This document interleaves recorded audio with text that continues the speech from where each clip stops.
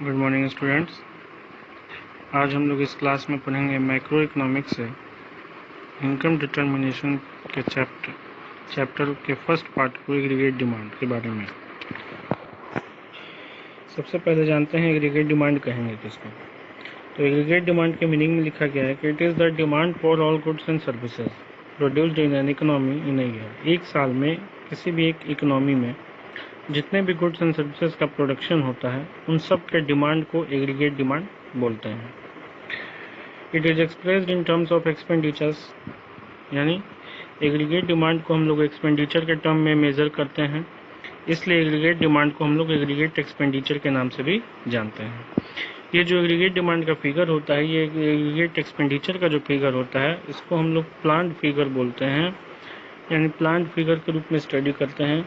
यानी ये आने वाले एक साल का एस्टिमेटेड फिगर ये होता है कि आने वाले एक साल में जो हमारा एक फाइनेंशियल ईयर होगा, एक फिस्कल ईयर होगा, उस फिस्कल ईयर के दौरान कितने सारे गुड्स एंड सर्विसेज का प्रोडक्शन किया जाएगा और उनका डिमांड कितना होगा, यानी उस पर टोटल कितने का खर्च किया जाएगा। इस तरह से एग्रीगेट डिमांड के 4 कंपोनेंट हुए एक्सपेंडिचर्स के बेसिस पे। पहला होता है कंजम्पशन एक्सपेंडिचर, यानी हाउस होल्ड सेक्टर के थ्रू अपने नीड्स एंड वांट्स को फुलफिल करने के लिए जो भी फाइनल गुड्स पे खर्च किया जाता है उसको हम कंजम्पशन एक्सपेंडिचर बोलते हैं। इसको कैपिटल सी से इंडिकेट किया जाता है। दूसरा होता है इन्वेस्टमेंट एक्सपेंडिचर, यानी प्रोड्यूसर के थ्रू अपने इनपुट्स को खरीदने में जो भी पैसा खर्च किया जाता है, चाहे वो कैपिटल गुड्स के रूप में हो, यानी मशीनरी के रूप में हो, या फिर रॉ मटेरियल्स के रूप में हो, इन्वेंट्रीज के रूप में हो, प्रोड्यूसर जो है डिफरेंट गुड्स एंड सर्विसेज पे जो भी पैसा खर्च करता है उसको इन्वेस्टमेंट एक्सपेंडिचर बोलते हैं, उसको हम आई से इंडिकेट करते हैं। तीसरा होता है गवर्नमेंट एक्सपेंडिचर, यानी गवर्नमेंट सेक्टर के थ्रू लॉ एंड ऑर्डर को मेंटेन करने में, एडमिनिस्ट्रेशन को मेंटेन करने में, या फिर इंफ्रास्ट्रक्चरल डेवलपमेंट के लिए जो भी अमाउंट गवर्नमेंट अपने इनकम से खर्च करती है उसको हम लोग गवर्नमेंट एक्सपेंडिचर बोलते हैं और इसको कैपिटल जी से इंडिकेट किया जाता है।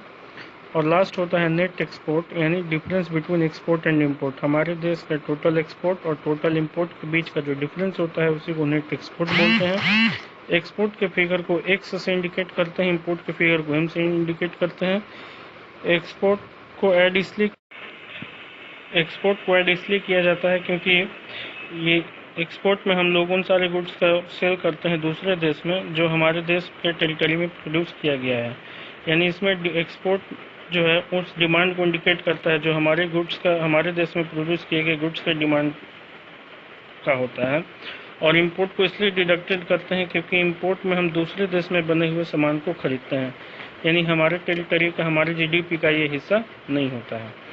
तो इस तरह से एक्सपोर्ट और इंपोर्ट का जो डिफरेंस आया है उसी को हम नेट एक्सपोर्ट बोलते हैं।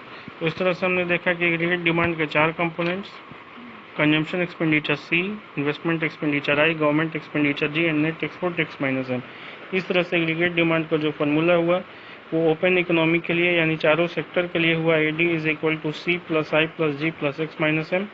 और क्लोज्ड इकोनॉमी में जहां सिर्फ 2 ही सेक्टर होंगे, हाउस होल्ड सेक्टर और producer sector, that is consumption expenditure and investment expenditure, तो उस क्लोज्ड इकोनॉमी के लिए एग्रीगेट डिमांड का फॉर्मूला हो गया सी प्लस आई। आगे हम लोग देखते हैं कंजम्पशन फंक्शन के बारे में। कंजम्पशन फंक्शन को प्रोपेंसिटी टू कंज्यूम के नाम से भी जाना जाता है। Consumption function shows the functional relationship between consumption expenditure and national income। Income और कंजम्पशन के बीच में जो कॉज एंड इफेक्ट रिलेशनशिप होता है उस रिलेशनशिप को हम लोग कंजम्पशन फंक्शन या प्रोपेंसिटी टू कंज्यूम के नाम से जानते हैं। इसको 2 हिस्सों में डिवाइड किया गया। प्रोपेंसिटी टू कंज्यूम को 2 पार्ट्स में क्लासीफाई किया गया है।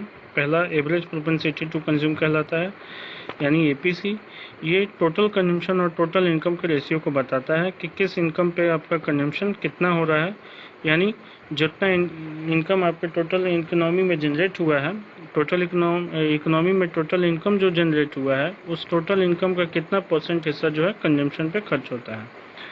और दूसरा बताता है मार्जिनल प्रोपेंसिटी टू कंज्यूम, यानी it shows the ratio of additional consumption to additional income, that is change in consumption to change in income. यानी कि अगर इकोनॉमी में इनकम किसी पर्टिकुलर अमाउंट से बढ़ता है तो उस बढ़े हुए इनकम का कितना % जो है वो कंजम्पशन पे खर्च होता है, तो इसको एमपीसी बोलते हैं। टोटल इनकम और टोटल कंजम्पशन के बीच जो रिलेशनशिप हुआ वो एपीसी, एंड एडिशनल इनकम और एडिशनल कंजम्पशन के बीच जो रिलेशनशिप हुआ उसको एमपीसी। इस शेड्यूल में हम लोग इस चीज़ को समझेंगे। जैसे यहाँ दिखाया गया है कि इनकम जो है, जीरो इनकम है तो कंजम्पशन 50 है, जब इनकम 50 हो गया है तो कंजम्पशन 75 हो गया है, जब इनकम 100 है तो कंजम्पशन भी 100 हो गया, और जब इनकम 200 है तो कंजम्पशन 150 है। यानी डिफरेंट इनकम लेवल पर डिफरेंट कंजम्पशन का लेवल दिखाया गया है। अब हमें यहाँ एपीसी कैलकुलेट करना है, तो एपीसी कैलकुलेट करने के लिए हमें सी बाई वाई का रेशियो को देखना है। सी यानी कि 50 है, वाई 0 है, तो 50/0 हमारा इनफाइनाइट हो गया। फिर आगे से सी हमारा 75 है, वाई 50 है, तो APC is equal to C by Y यानी 75/50 दैट इज 1.5। उसी तरह से आगे हमारा सी भी 100 है, वाई भी 100 है, तो 100/100 यानी कि 1। Similarly C is equal to 150, Y is equal to 200, तो 150/200 किए तो हमारा ये हो गया एपीसी 0.75। तो इस तरह से एपीसी जो है टोटल कंजम्पशन और टोटल इनकम के रेशियो को ही बता देगा, तो ये एपीसी होता है। एमपीसी आगे हम देखते हैं, तो एमपीसी कैलकुलेट करने के लिए हमें चेंज इन कंजम्पशन और चेंज इन इनकम को निकालना पड़ेगा पहले। तो उसको हम देखते हैं कि कंजम्पशन और इनकम में कितना चेंज हुआ है। तो यहाँ देखिए, कंजम्पशन इनिशियली हमारा 50 था, फिर बढ़ के 75 हो गया है, यानी हमारा जो यहाँ कंजम्पशन है वो 25 रुपीज़ से चेंज हो गया, यानी 75 माइनस 50 दैट इज़ 25। उसी तरह आगे हम देखते हैं, यहाँ फिर 75 से बढ़ के 100 हो गया, यानी 100 माइनस 75 करेंगे तो फिर से 25, and thereafter when income consumption increases from 100 to 150 the difference is ₹50, यानी 150 में से 100 घटाए तो ये 50। तो ये हमारा डेल्टा सी निकल गया है। उसी तरह आगे डेल्टा वाई निकालते हैं, तो पहला तो जीरो इनकम है, उसके पहले कोई चेंज नहीं है, ये हाइफन हो जाएगा। फिर 0 और 50 के बीच का जो डिफरेंस है ये हमारा चेंज इन इनकम हो गया 50। फिर 50 और 100 के बीच का जो डिफरेंस हो गया वो हमारा 50, फिर से आपका 50 डेल्टा वाई, और फिर 100 से 200 जो इनकम में चेंज हुआ है, यानी 200 माइनस 100 ये हमारा डेल्टा वाई।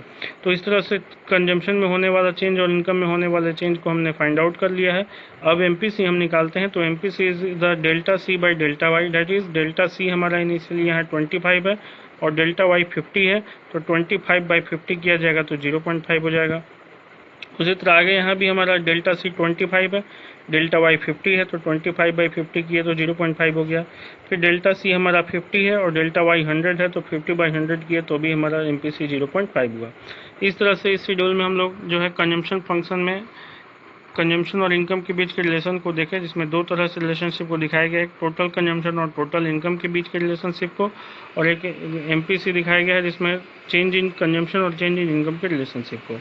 यहाँ एपीसी 1.5 अगर आया है तो इसके कहने का मतलब कि जितना से इनकम जनरेट हुआ है उससे 1.5 गुना ज़्यादा जो है कंजम्पशन में चेंज हुआ है, सॉरी उससे 1.5 गुना ज़्यादा कंजम्पशन हुआ है।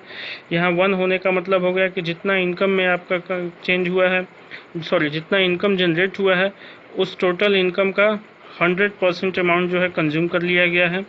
0.75 होने का मतलब कि इनकम जितना से जनरेट हुआ है उसका 75% हिस्सा जो है कंज्यूम हुआ है। एमपीसी यहाँ 0.5 का मतलब कि एडिशनल इनकम जितना चेंज हुआ है उस चेंज हुए इनकम का 50% कंज्यूम किया गया है। सिमिलरली यहाँ भी 0.5 का मतलब यही हुआ कि जितना से आपका इनकम एडिशनल चेंज हुआ है यानी बढ़ा है, उस बढ़े हुए इनकम का 50% हिस्सा कंज्यूम किया गया है ना। और सिमिलरली यहाँ भी दिखाया गया है वही कि 50/100 दैट इज 0.5। इट मीन्स कि जितना आपका इनकम जनरेट हुआ, जितना से इनकम आपका बढ़ा है उस बढ़े हुए इनकम का 50% कंज्यूम किया गया है। तो इस तरह से एपीसी और एमपीसी के मीनिंग को हम लोगों ने यहाँ देखा। आगे देखते हैं हम लोग कि जो इनकम जनरेट हुआ है उस इनकम को दो हिस्सों में क्लासीफाई किया, यानी कुछ हिस्सा उसका कंजम्पशन किया जाता है और जो हिस्सा कंजम्पशन पे खर्च नहीं किया जाता है वो हिस्सा को हम लोग सेविंग्स बोलते हैं, यानी savings is that part of income which is not consumed. तो वाई जो है दो हिस्सों में बटा, कंजम्पशन और सेविंग में, यानी सेविंग निकालना हो तो सी को इधर ला के वाई से माइनस कर देंगे, यानी S is equal to Y minus C. तो इस तरह से सेविंग और इनकम के बीच में जो रिलेशनशिप एस्टैब्लिश होता है उसको हम सेविंग फंक्शन या प्रोपेंसिटी टू सेव बोलते हैं। इसको हम लोग saving is the function of income के रूप में दिखाते हैं, इज इक्वल टू वाई। जिस तरह से कंजम्पशन में क्लासीफाई किया गया उसी तरह से सेविंग को भी क्लासीफाई किया गया। सेविंग और इनकम के रिलेशनशिप को, टोटल सेविंग और टोटल इनकम के रेशियो को हम लोग average propensity to save APS बोलते हैं, और चेंज इन सेविंग और चेंज इन इनकम के रेशियो को हम लोग मार्जिनल प्रोपेंसिटी टू सेव यानी एमपीएस बोलते हैं। यहाँ एक एग्जाम्पल के थ्रू हम देखते हैं इसको आगे। वही फिगर हम लोग यहाँ कंजम्पशन का भी लिया गया है। जीरो इनकम पे कंजम्पशन 50, 50 पे 75, 100 पे 100 और 200 पे 150 है। सेविंग निकालने के लिए इनकम में से y माइनस सी हम करेंगे, जैसा कि हमने यहाँ फार्मूला में देखा है, y माइनस सी। तो यहाँ भी हमारा y जीरो में से 50 घटा है तो -50, 50 में से 75 घटाया गया तो -25, 100 में से 100 घटाया गया 0 और 200 में से 150 घटाया गया 50। इस तरह से हमारा सेविंग निकल गया। अब एपीएस निकालना होता है, तो एपीएस निकालने के लिए हम सेविंग और इनकम के रेशियो को लेते हैं, यानी -50/0 that is minus infinity, -25/50 -0.5, 0/100 that is 0 and 50/200 0.25। तो इस तरह से एपीएस हमारा S/Y के माध्यम से निकल गया। अब एमपीएस निकालने के लिए हमको चेंज इन सेविंग और चेंज इन इनकम का फिगर चाहिए। तो देखिए इनकम यहाँ 0 से 50 चेंज हुआ है तो हमने 50 लिख दिया, फिर 50 से 100 चेंज हुआ है, वहाँ भी 50 से चेंज हुआ है, फिर 100 से 200 चेंज हुआ है तो यहाँ 100 हमने लिख दिया। यानी जितना से चेंज हुआ है इनकम वो डेल्टा वाई हो गया। उसी तरह डेल्टा एस निकालेंगे, सेविंग में कितना चेंज हुआ है, तो सेविंग आपका -50 था फिर -25 हो गया है, यानी कि हमारा 25 का डिफरेंस सेविंग में हुआ है। फिर -25 से 0 हुआ है, यानी यहाँ भी हमारा 25 का डिफरेंस हुआ है और फिर 0 से यहाँ 50 हो गया है, यानी डिफरेंस 50 का हो गया है।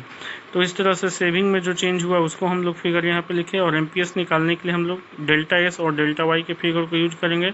25/50 डेट इज 0.5, यहाँ भी 25/50 0.5 एंड 50/100 यानी 0.5। इस तरह से हम लोग कंजम्पशन फंक्शन और सेविंग फंक्शन को पढ़े।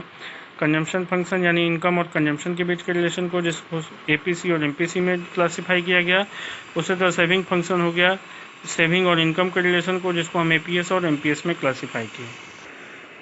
चूँकि हम लोगों ने पढ़ा कि जो कंजम्पशन और सेविंग है ये दोनों ही पार्ट इनकम के ही पार्ट हैं, है ना। इनकम से ही कंजम्पशन और सेविंग दोनों को दोनों इनकम के ही पार्ट होते हैं, कंजम्पशन और सेविंग।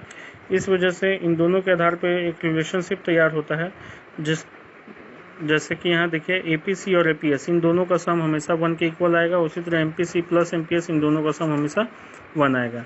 यानी अगर एपीसी निकालना हो तो 1 माइनस एपीएस करके एपीसी भी निकाल सकते हैं, और एपीएस निकालना हो तो 1 माइनस एपीसी करके हम लोग एपीएस निकाल सकते हैं। उसी तरह एमपीएस अगर निकालना हो तो 1 माइनस एमपीएस करेंगे तो एमपीसी निकल जाएगा, और एमपीएस निकालना होगा तो 1 माइनस एमपीसी करेंगे तो एमपीएस निकल जाएगा।